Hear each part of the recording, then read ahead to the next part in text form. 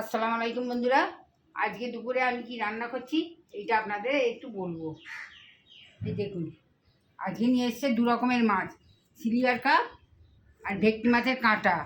আজ রান্না করব ভেটকি মাছের কাঁটা।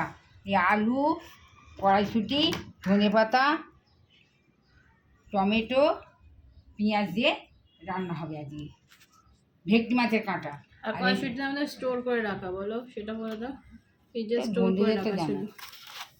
আর পুঁই শাক হবে আলু, টমেটো আর কুমড়ো দিয়ে। কুমড়ো নিতে আছে, আনতে হবে। আর এই দুটো চিচিঙে নিয়ে এসছে, চিচিঙে দুটো ডিম দিয়ে ভাজা করব। আর এই তিনটি তরকারি করব। আপনাদের সঙ্গে আবার দেখা হবে পরের ভিডিওতে। খোদা হাফেজ, টাটা। আর একটা বন্ধু ভাতে ফ্যান ফুটে গেছে, ভাতে ফ্যান ফুটছে। ঠিক আছে, আজকে দেখি। আর বিকেলে চায়ের সময় আমরা করবো মটরের ঘুগনি।